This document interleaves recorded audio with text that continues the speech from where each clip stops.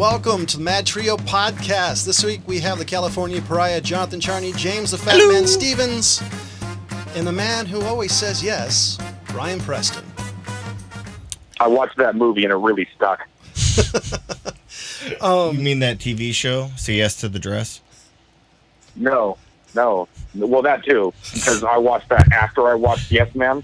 Ah, gotcha. It was more the fact his girl likes it, and so he's trying to make up an excuse. And it's this real vicious cycle where I said yes watching the show, say yes to the dress, and then once watching the show, I said yes to all the dresses, and I have a lot of debt now. I bet. That's some expensive shit. Jeez. So before before the show was starting, we were talking about what games we were playing, and I've been playing. Was it Assassin's Creed Origins? I like open level games because I don't have a whole lot of time to play, so I can play them for years.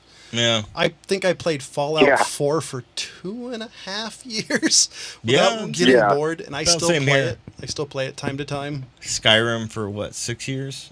Something like that. And now Skyrim's back on every platform. They have some damn good replayability too. But I mean, for you can really level your pace, you know what I mean, as much as you want. I fucking got my 60-year-old father into playing video games, and the one that did it was Skyrim. But see, and I started actually thinking about this. The guy's actually been a bit of a gamer my whole life. He used to play, whatever games that we had on he was the one that actually got me into like the old school Warcraft before it turned into the MMO. Yeah. But I got him into Skyrim and then into Fallout. And like Johnny, I mean, he'll play this shit for, 9-10 months before, calling me and saying, hey, I'm level 65, and he's all super proud of it. And I'm like, all right, I'm level 125, dude. This is my third playthrough. Yeah. I would have to actually go and look, but I think my character's over 250. Well, part of my issue is the fact that between work and my children, it's like I get maybe 4 hours a week to play, and that's half the time that's not in like a 4-hour block. That's like 15 minutes here, half hour here. But I was just going to say, I mean, it is one of those things where you can just kind of, hey, I'm just going to kind of do a couple of quests and call it quits here before dinner or something. Yeah. Like my favorite thing about Origins is because Assassin's Creed, you definitely get to screw around. I killed 3 of the main characters by accident, and you kill them because there's a cutscene that pops up. I did that 3 times, and I've still no idea who they are.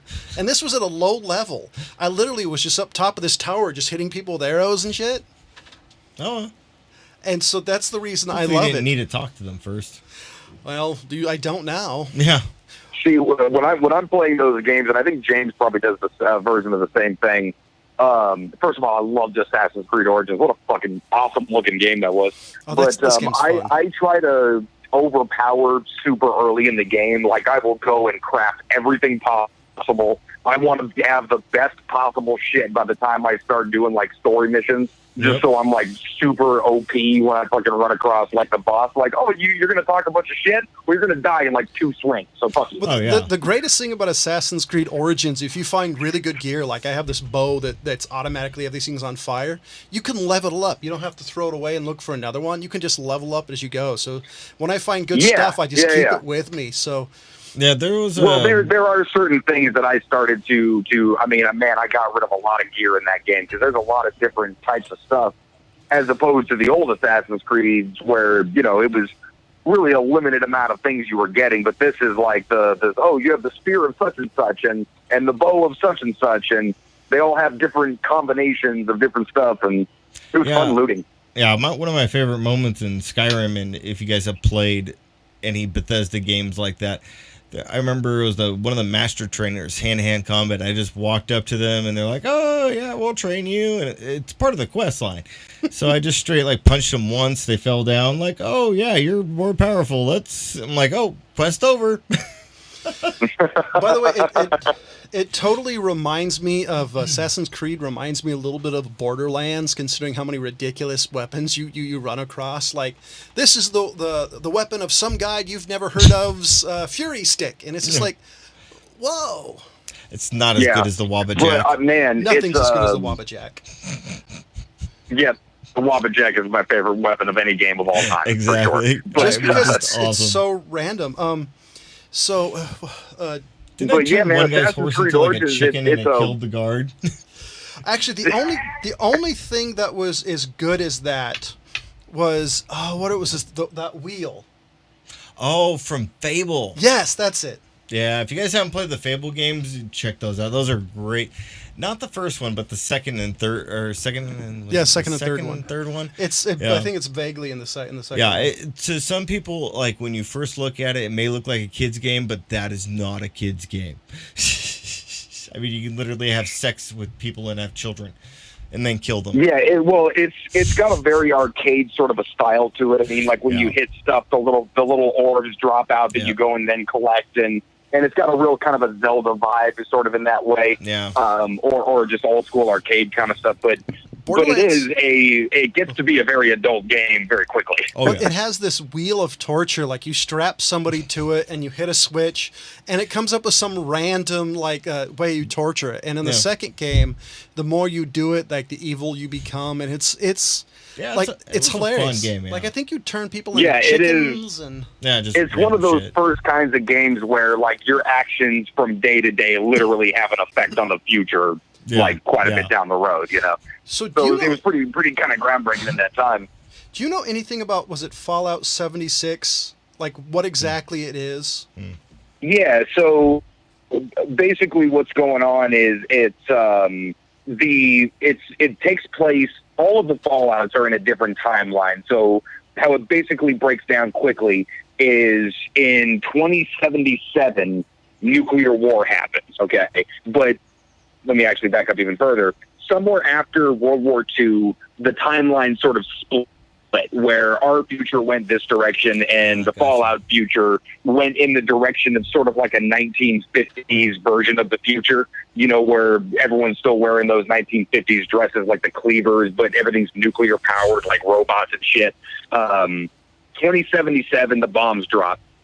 Nuclear war happens, but the meantime, this company Vault-Tec had been building vaults underground to house people for unbeknownst experiments, but also to repopulate the Earth after the radiation and whatever is subsided. So they all take place in a different timeline. Some of them hundreds of years after, some of them, you know, a couple hundred years after, 100 years after, you know, whatever. This one takes place as like something like 26 years, I think, if I remember right, after the bombs. And this is the first vault to open and become like the population survivors of humanity. So it's the earliest version of everything. So I was just reading it because I've been trying to figure out what it was, and I haven't had a whole lot of time lately. It says it's an online multiplayer action role. So is it an MMO? Yeah. So it's a Fallout MMO? So yeah, basically that's what it is. Now you need so many people in any particular server, and I'm not sure exactly how it's going to work. I've sort of been willfully ignorant on the finer details because I want to just play it. But it is online with other players inside of, like, picture Fallout 4, there'd be other players around. But it's 4 times the size of the map of Fallout 4. And they basically explained, like, if you don't want to run into somebody, you don't necessarily have to. Oh, so does there's so much space. So the only issue with MMOs, and the Elder Scrolls MMO has the same issue. You basically are forced to become a non-single player. Like, can you play this single player and run into people, or are you gonna? There is a single player element to the game. It's not going to be the same sort of dynamic way where you're affecting everything around you like that. It's just sort of everything becoming a story the way that it has. It's just like the Settlers, and I think it's going to focus more on some combat and maybe some commerce. Like, they seem to imply that they were going to motivate people to interact with each other based on commerce or goods or services or what have you, or teaming up for certain. As long as you're not forced to be a group player, like, I have no doubt when this comes out, we'll all get it, and and James and I will be continually trying to kill each other as our tradition goes. Yeah. But as long I as we're think not, they're trying to encourage cooperation, is what I hear. Because just like the guy on the anime Sword Art Online, I generally prefer single player solo games. But however, if I get to play with these guys in a game that we actually like, I may end up having a few long days at work. Yeah, well, see, this is why I've been fucking trying to preach to you guys that I've been playing fucking PUBG lately, or Player Unknown's Battlegrounds for you uneducated folks out there. I didn't know what the fuck it was until a couple of weeks ago. Well, you know what? I've been hearing about it, and it almost seemed like something for like tweens or something. I don't know why I put that kind of a label on it in my mind, but I maybe because of Fortnite, and Fortnite looked very, very sort of cheesy, and not a whole lot to it. Battlegrounds is the same sort of thing. It's a battle royale style game where there's this giant map that would take you forever to run from one side to the next on, with 100 players in the same map. Now, the idea is you drop in basically, damn near bare-ass naked, or you might as well be, and you collect gear as you land in different places. And the map itself starts shrinking with this sort of blue force field that starts surrounding you, and it gives you different zones that you need to be inside of in order to sort of continue in that particular map. And everyone's trying to kill each other, but they're also trying to go progressively into the smaller and smaller circles. But when it does that, it's basically, obviously, the gimmick is to get everybody to eventually meet in the middle, or the people that are left. Yeah. So usually by the time it gets really crazy, there's only about maybe 15 people left, and they all end up kind of meeting either in the middle of a field or in a town, and they start shooting at each other, and last man standing stuff. Doesn't sound like a game I would enjoy, even though the last part of it reminds me of the movie Looper. No, see, it's remarkably addictive. It's ridiculous. It actually has rekindled a friendship that I had. James knows Brandon. Oh, yeah. We started chatting again. He's getting a divorce, so he's got a lot of free time. That's beside the point. Apparently not, if he has more free time to play games. Download PUBG. So is this a cell phone game, or is this... No, well, it started as PC, and it actually moved to mobile, and they just released an Xbox One version. Nice. Maybe at some point So that's what I downloaded it for. It was like $30, but me, him, and a couple of buddies that he knows from work jump in as a squad, and... if there's a 4-man squad in the 100 players, there's obviously 25 squads going at it against each other. But playing it with friends is hilarious, good times. Because there's two games that I want. There's Fallout 76 comes out in November, and there was Red Dead. Fucking Red Dead October, man! I'm excited. So there's two games that I want. Like, I'll pretty much buy every Fallout game so far. I actually bought Fallout 3 for my computer, then I updated Windows, and I could never play it again. That kind of pissed me off. Well, and I have so much faith in Bethesda, just from Skyrim or the Elder Scrolls in general, and the Fallout series. That if they want to do this with Fallout, the Elder Scrolls Dishonored MMO was actually a great little game too. The Elder Scrolls if MMO they want to sucked. do this with, let me just put it. I did not. Elder Scrolls what? The MMO Elder Scrolls. It was awful. That's I did what not I always like heard it. too. Oh yeah, well that's I've actually known people who really enjoyed that, but that's a really side project kind of thing. Yeah. Like it never affected the actual games themselves. True. But I mean, like Horse Armor. So this one being the new Fallout, if they want to sort of run this experiment to see if they have the gameplay style to kind of break into this sort of deal, then great. They're going to come out with the Skyrim 6 or 5 rather. So are they going to have horse armor in Fallout 76? Are they going to have what? Horse armor. Horse armor. Oh, I have no idea. I have no idea if there's horses.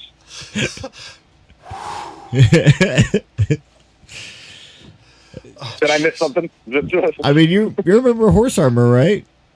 And Oblivion. Yep. That was a DLC. You spent like $15 for horse armor that didn't do diddly, especially if you had our favorite horse. I did not get the downloaded Horse Armor. The downloaded content on that one. Oh, except I got Shivering Isles and the Knights of the Nine, I think it was. Oh, you never got the Alchemy Tower? The Wizard's Tower, I think it was called? No. That was a dope DLC, especially if you could do the hack. The actual... I still got the fucking game. Oh, by the way, I was going to say, your guys' conversation about being super high level reminds me of an anime I've been watching. It's called How Not to Summon a Demon. I really like the anime. There's elements that kind of annoy me. It's a tad bit of a harem anime, which generally drives me nuts. But this guy is a super high-level video game player of a certain game in the real world. These two video game characters summon him. So he ends up in the video game, and because of some of the stuff he has equipped in his character, he ends up enslaving the people who summoned him. And so he's just like this super guy who, this character that can nerf everything. And it's absolutely hilarious to watch. Because there's some like so-called high-level character in this area he is in, tries to do something, and he just completely overpowers them. Check it out. It's a hilarious anime to watch. It's currently, I think on Japan. It's on Crunchyroll. Did I ever talk you guys into watching One Punch Man? Yes. Oh, dude, I was watching that before you. I love that. That's one of my favorites. My favorite scene in that whole that show. That really is one of my favorites. My favorite scene in the whole show is there's that scene in the dojo where the guy's moving that thing around and the One Punch Man gets serious, and all of a sudden you see that old guy go, "Oh shit!" and just like move out of the way, and One Punch Man's like, "Dude." I just like when my favorite scene in the whole fucking show is when there was a particular monster or whatever he was trying to defeat. And it's all satire, you know what I mean? So if you're sort of an anime fan out there, this is the most satirical look at anime in general. Oh, yeah. It's hilarious. But the one scene when he's trying to defeat this one dude, and he's all huge and shit, and the guy yells at him, and he starts freaking out, and you assume it's because he's freaking out because of the monster, but he just realized that there was a 2-for-1 sale at the grocery store that he was missing. Yeah. And he started to get in a hurry and just beat the shit out of the dude really fast and left to try to get to the grocery store. The ninja's another one. This is going to be my favorite show of all time. the ninja one's the other part that I always thought was funny. That he kicked this ninja's ass, and it really was just kind of goofing around. You got to watch that. I was going to say, I was thinking when we were talking about anime a couple of weeks ago and what anime kind of started you into it. Hellsing. I've been watching anime longer probably than both of these combined, James and Ryan.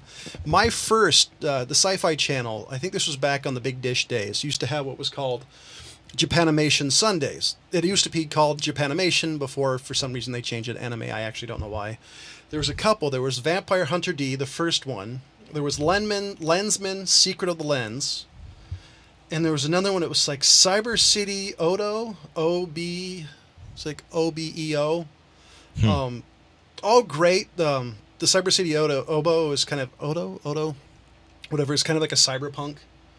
But check those out if you want to see some old school ones. Green Legend Rand is another one of my favorites. You could always do what I did the first time I watched X the movie.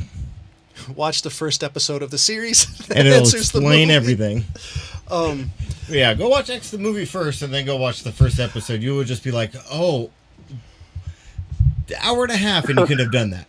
No, seriously, it's 100% true. I bought the entire thing of X the series, and I told James, "Hey, I bought this. Let's watch it." He's like, "Okay," and like after like the disc, I think there's 3 episodes on it. James is like, "Oh, I finally get the movie." Yeah, you can be watching the movie, and you're just like, "This is the worst shit ever. I will never watch anime again." And then you watch the first. It was like the first episode, and you're just like, why didn't they do like 10 minutes of this? Yeah, literally. It's a really good series, by the way. That also has my favorite orchestral instrumental in any anime is actually in that particular anime. Favorite soundtrack ever is still Cowboy Bebop. A big fan of jazz and blues. Yeah, I still like Hellsing's, the entire series. Like, you can actually buy the music for it, and it's actually really good music. You guys got to get it for the bloopers alone. The bloopers in Berserk are way better. The bloopers are hilarious. Yeah, the bloopers are funny, but in Hellsing, but the bloopers from Berserk are the best ever. So I want to see if you guys can figure out. I'm not going to tell you where this happened, but this was yesterday. So, the police have launched an investigation after officers were called to a wooded area Monday at 4 p.m. And there was a group of children accompanied by an adult that had been searching for what they thought to be kittens after hearing noises, but instead came across a man buck naked holding a cushion in front of him. Where do you think this happened? So can we play 20 questions? Sure. Were there banjos somewhere in this town? Nope, no banjos. Banjo playing Germany. is not from this area. Was it a tech capital? It's got to be Germany. All right, Ryan's on the right track. It's either Florida or Germany. It's always Florida or Germany. Was there Wiener Schnitzel? Cheshire police. England. Yep. We're the ones that had to launch their investigation. What was this dude on? Something fun, apparently. Yeah, obviously. Because it's either got to be something fun or horrible that you wind up buck curious, naked. Because, I mean, the kids actually started looking for kittens. And, I mean, was he really just sitting in the bush going, meow, meow? You know what really happened? I mean, like, what? You know what really happened? Him and his mates were out partying. He got too screwed up, and his mates just left him there without his clothes. Yeah, pretty much. But it was a rib. I mean, like, yeah, that's one of the weirdest things I've heard for this year. Hey, so I've got a hypothetical. Okay. That I want to run by both of you. This is an obsession of mine this morning. Since this morning. Okay, hypothetical situation, and this is going to be oddly specific, so bear with me. Oh, great! It's 1968. Okay, let's say. You guys are astronauts being trained for the first mission to the moon. Okay. So they move you out to, like the Mojave Desert somewhere out here in the Southwest and say, hey, this patch of fucking desert looks just like the moon. Let's camp up and train some astronauts. So that's where you are. And amongst your time there, you're, out taking a walk or something of that nature, and you run across a local sort of Indian or Native American, I don't know, it's not the term anymore, just wandering out there taking a walk also or something like that. He's like, oh, hey, what are you white devils doing out here? He doesn't say that, but he's like, hey, what are you guys doing here? And you explain to him, oh, we're astronauts and we're gonna go to the moon. And he looks at you and he's like, holy shit, that's amazing. Hey, check this out. We and my people believe that there are spirits on the moon. Okay, and what are the odds that we might have this sort of unique opportunity? Would you mind passing like a message to our spirit gods? Okay. This is the first part of the hypothetical. What is your general response right there? Was somebody on peyote when the story came up? Sure, no problem. What do you want me to say? Okay, so now, Charlie, anything? This, like I said, this is oddly specific. And was there some sort of substance involved in this situation? Peyote. This will have a point at the end, I promise. You've said that before, and then I end up watching A Clockwork Orange. Yeah, I'm not stoned enough to forget this point, though. Like I said, run this by everybody all day. You are not the first. Okay. So yes, you would say, yeah, sure, I'll pass along a message to your fucking spirit moon people, right? So he's like, okay, so here you have to say it in our language, and let me teach you these words here. It's not too complicated, but repeat them over and over again, so I know you got it. And you do, and you learn these particular words. And just out of curiosity, you're like, oh, okay, what's it mean? And then he said, I'm sorry, it's kind of a tribal thing. It's not really for you to understand. I just will ask you to say it. Yeah. Once you're there, if you don't mind. Yeah, I'd say it. This is the second part. No. You're just like, okay. I wouldn't. I'd have to know what it meant. Because you have to know what it meant. So would you stop him and say like no? What does it mean? I would say, can you write it down? Is what I'd say. I would probably end up more like you do to your grandma, who's kind of losing it. Is like, okay, I'll do it, and then just totally forget about it.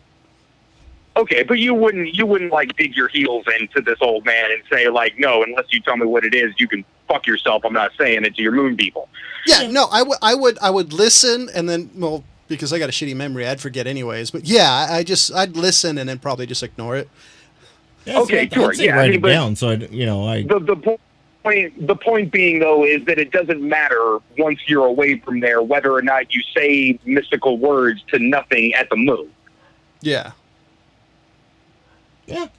No, I get that. That would sort of be your understanding. It's like, okay, well, obviously, I don't actually have to say this sequence of noises with my face to nothing whilst I'm standing on the moon. But I can tell this old person, yeah, fuck yeah, I'll pass the message along to your moon people.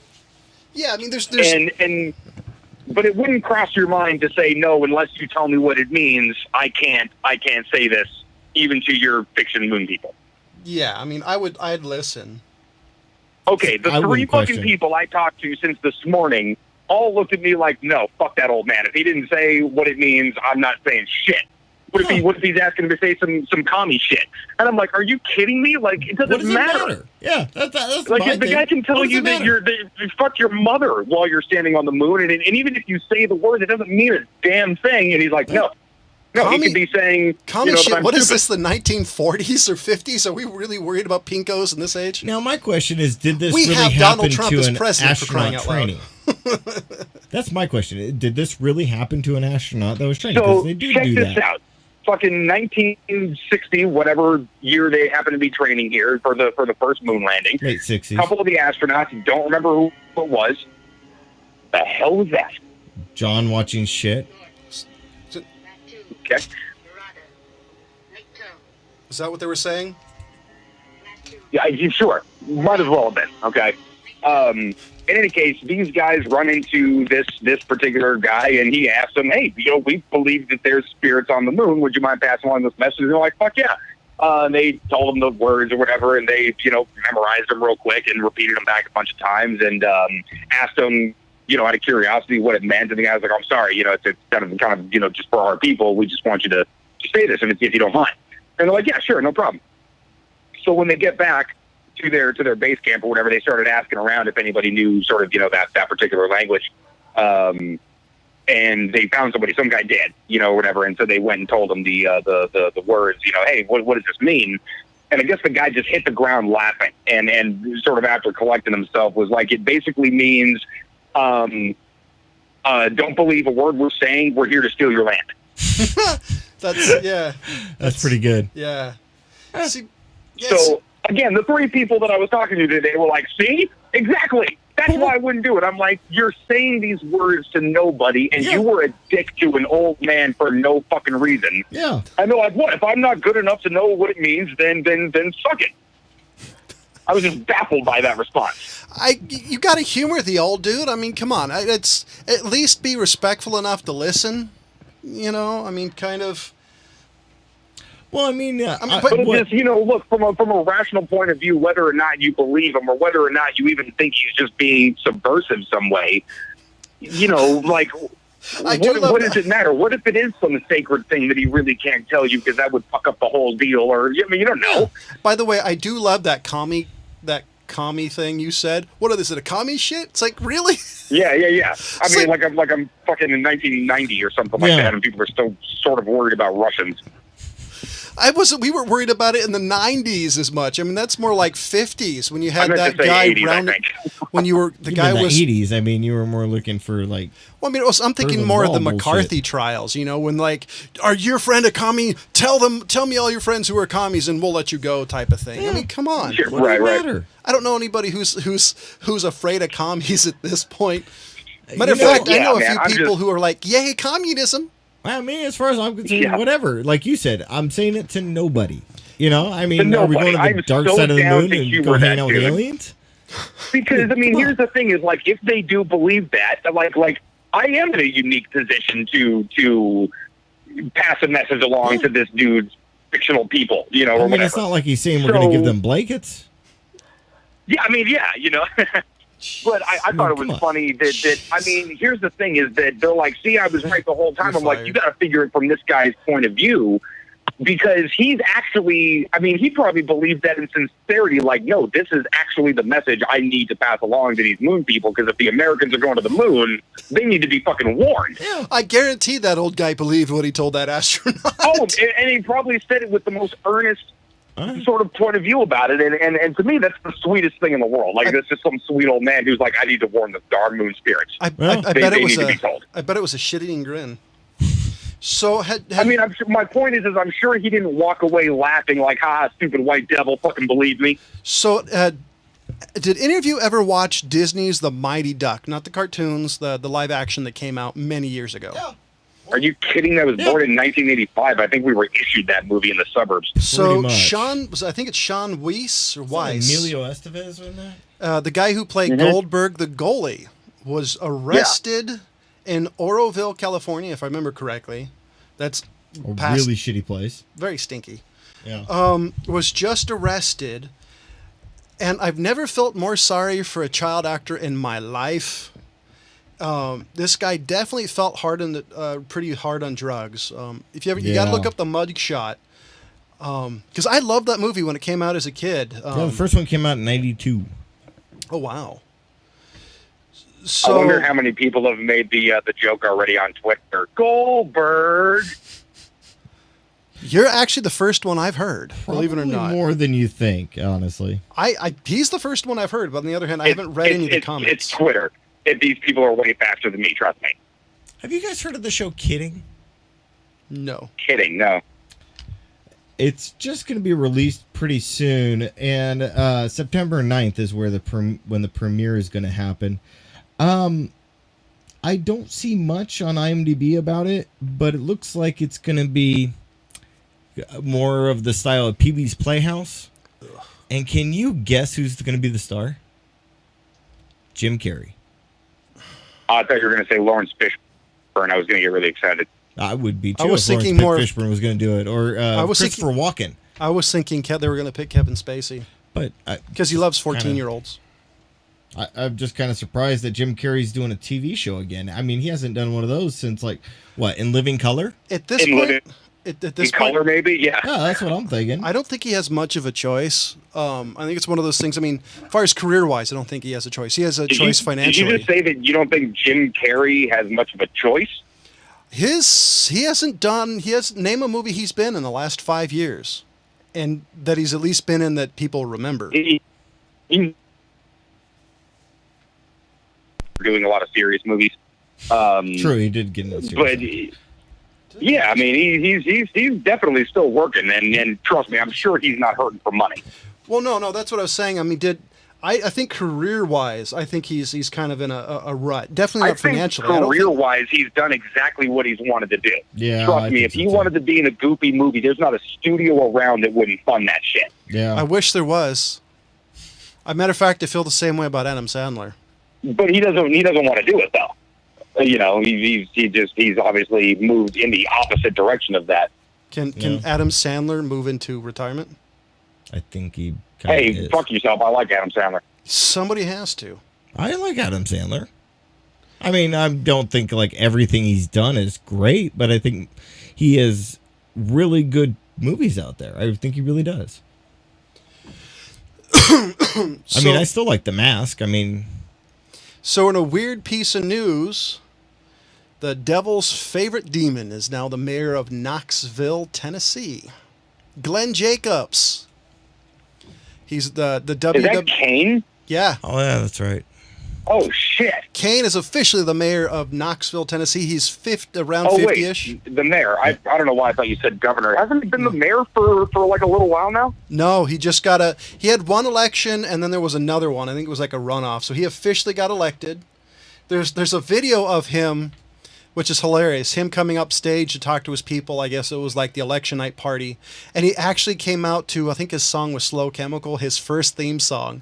He actually enters the room with that. And somebody on the podium says, "I miss your mask." Actually, no, he said that. He said, "I miss the mask." Oh, did he? Yeah. So I think it's interesting. It's amazing how many people are like, "Oh my God, this guy's a wrestler. He's Jesse Ventura all over again." I've heard Glenn Jacobs talk. He sounds a little bit more coherent than Jesse the Body Ventura ever did. True. Plus the fact, I doubt this guy's done as many drugs as Jesse the Body Ventura has done. Yeah. Probably. And he's define drugs. I mean, do we qualify steroids as drugs? Because that dude has been on some Mexican cocktails in his lifetime. Who, Ventura? Or Kane? No, Jacobs. Both. Oh, you think I'd say so? both. Oh, yeah. What are you fucking kidding? Have you seen that dude in the ring? That dude didn't just bench press. True. I just think it's interesting the fact that he's a oh God, what is he? He's a libertarian too, which I thought was interesting.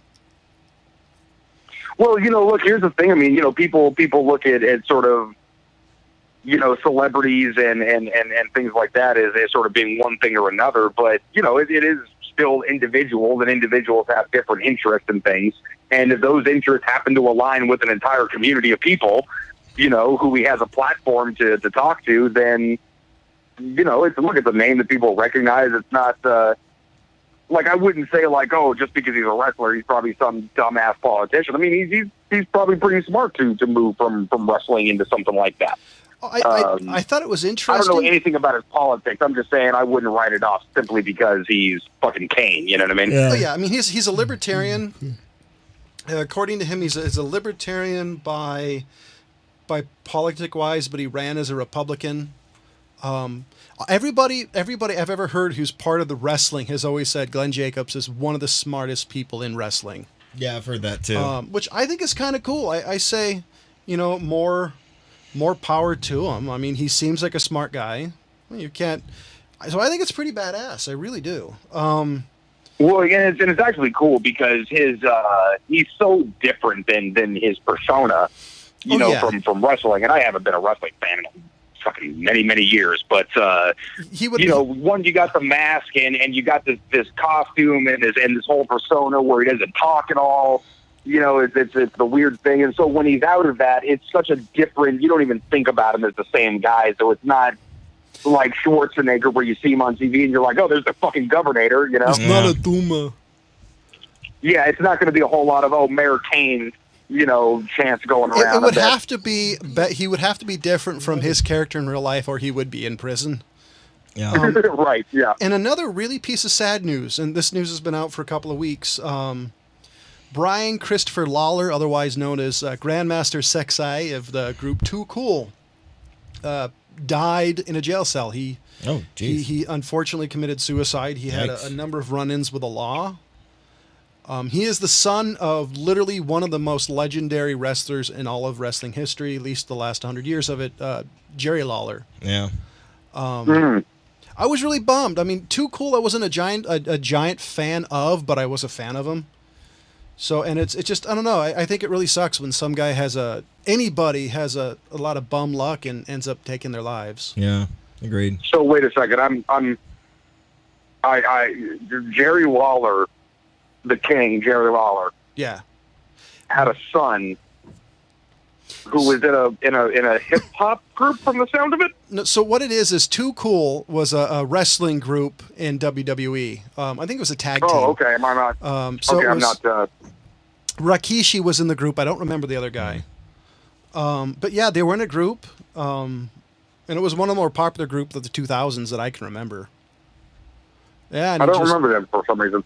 You would remember him if you saw a match of theirs. They were very. That's probably what I mean. I remember Rikishi. Yeah, Stink face. Yeah, so I was really bummed about that. And then, Jerry Lawler, who I've always been a fan of. It's So speaking of wrestling, sort of change tones here for a second. What movie I watched last night? Just because it just happened to be. My girlfriend's mom basically just goes to Walmart and buys every new release that comes out. I don't understand it.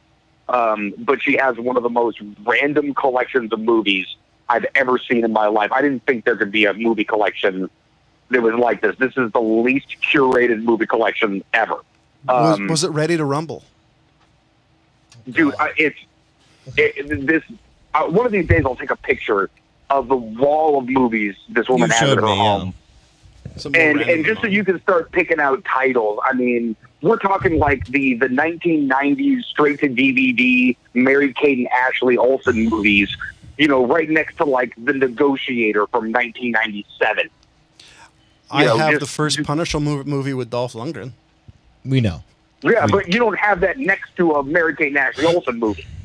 I may actually have that to a Christian next to a Christian movie. Well, I mean, you know, but you can still tell, like, okay, hey, here is a particular person's interest based on his movie collection. Well, not this one. Didn't you say they just, you know, pulled up a truck next to a Blockbuster and just put the, you know, everything into the truck? I mean, yeah, that's really what it seems like. Is just, but in any case, like all the new ones. Anyway, we watched Cockblockers, or I think which was Cock. What do you call it? Yeah, it was advertised as just blockers, but they put a rooster above blockers, so you got the impression Are you watching the movie was called porno with your girlfriend and her mother?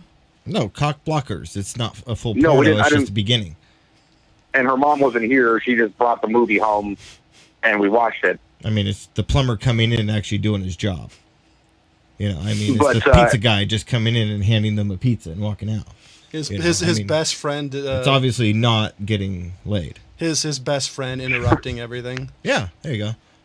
Well, this was just, I mean, it was a silly movie about these parents who were, who found out that their young daughters had started like a sex pact that they were going to lose their virginity on prom night.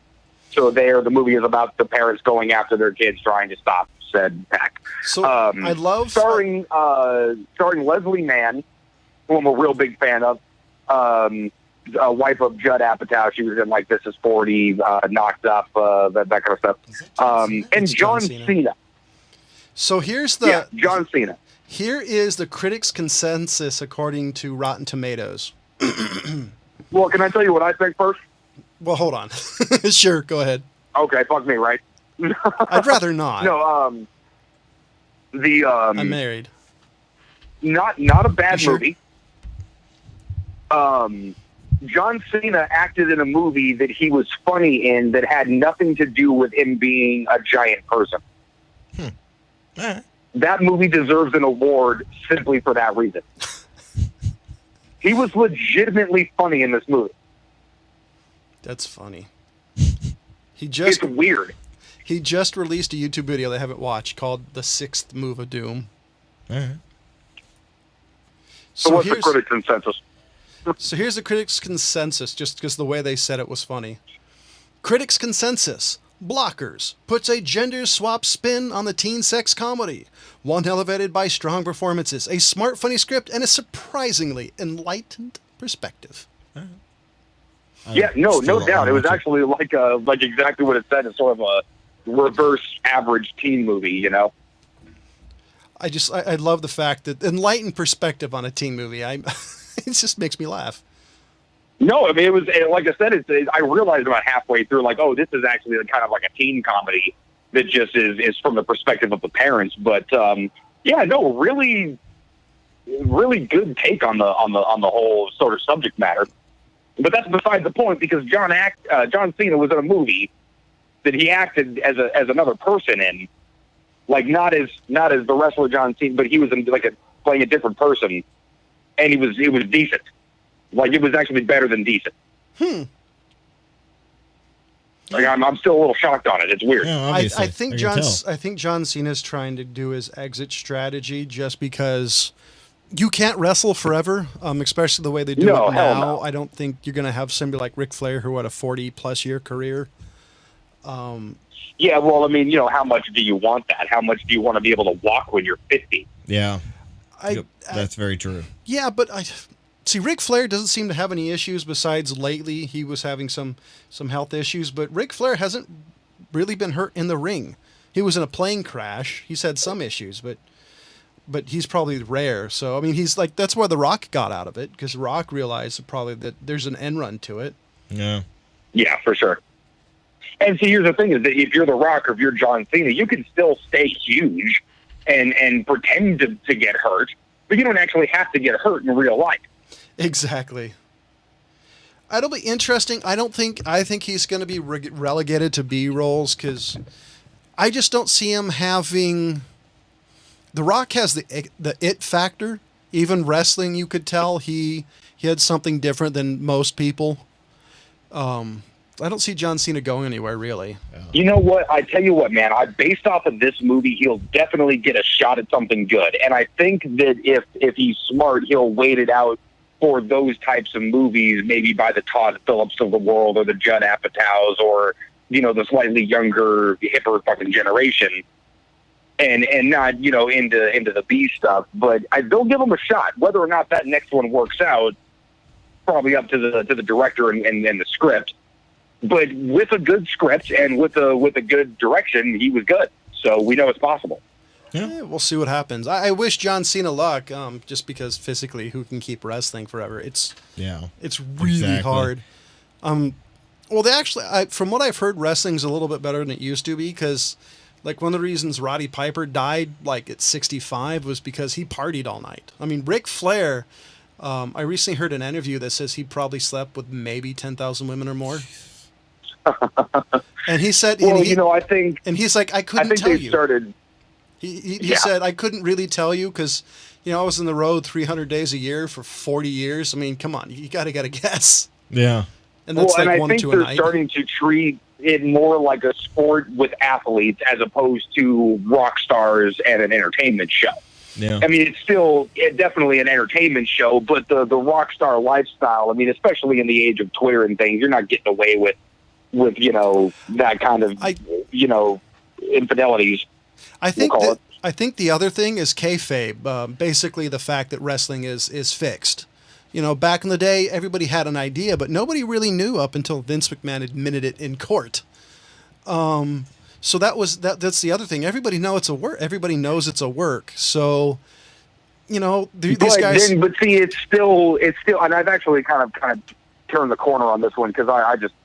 For a while there, I was like, "Oh, wrestling fans are dumb," and I realized I was basing that off an ex-girlfriend, so it wasn't fair. But it was actually an interview that I was listening to with Jon Cena probably about a year ago. Come to think of it, where he was basically saying, he's like, "Look, it's simply telling stories." You know what I mean? And there's a lot of different mediums for telling stories, and some people like the stories. And I was like, "Okay, you know what I mean?" When you put it like that, it's just storytelling. No, So, I agree whatever. with Jon Cena 100% on that. I do think... And it's something that, it's like a soap opera. It's day to day. It continues on and people can follow it. It's like any other sports team. I mean, it's just as arbitrary if you think about it as watching, like Raiders. I would say the only difference between wrestlers, and this is something I've heard wrestlers say, so I can't really say this is my opinion. Other wrestlers have said this, like, unlike any sport in the world, wrestlers are usually tougher. In the interview I heard with Ric Flair, he said he knows at least of 10 football players who tried to be wrestlers, and they quit within the first week of training because it was too hard. Yeah, they definitely put a lot into what they do, Yeah. And because wrestlers, they do it like back in the day, they were gone 300 days a year. So you're talking about possibly being hurt, at least, 300 days a year. Yeah, those dudes, the show must go on. And that's like I'm a big fan of UFC and MMA and shit. And, fighters drop out of fights constantly.